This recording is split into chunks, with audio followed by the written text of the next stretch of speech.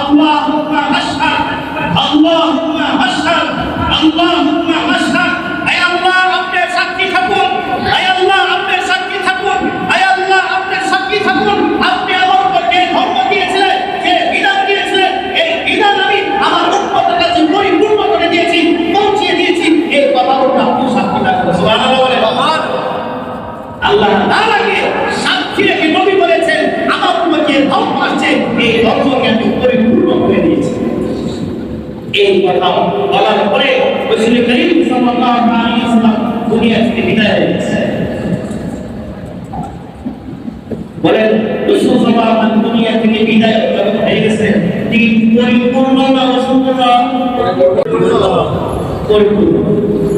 রাসূল দুনিয়া থেকে বিদায় হয়ে যাওয়ার পরে যদি কোনো ব্যক্তি কোনো বস্তুকে দ্বীন মনে করে, কোনো সওয়াব মনে করে, কোনো রসুল, কোনো কুসংস্কার চালু করে, যেই কথাটা সাহাবীদের জামানায় ছিল না, যে কথাটা যে রসুলের জামানায় ছিল না, যে কথাটা তাবেঈদের জামানায় ছিল না, যে কথাটা তাবেঈদের জামানায় ছিল না, এই কথাটা কখনো দ্বীন হতে পারে না।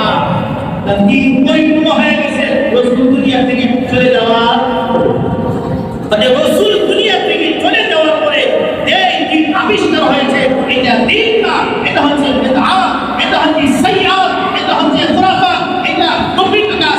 এই কাজ পরিত্যাজ্য, এই কাজ কোনো মুসলমান করতে পারে না।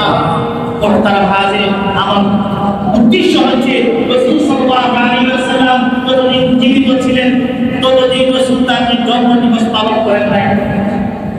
সাহাবায়ে কেরাম যতদিন জীবিত ছিলেন রাসূলের মিলাদুন নবী পালন করেন নাই। তাবিঈনরা যতদিন ছিলেন রাসূলের মিলাদুন নবী পালন করেন নাই। তাবিঈনরা যতদিন জীবিত ছিলেন রাসূলের জন্মদিবস পালন করেন নাই।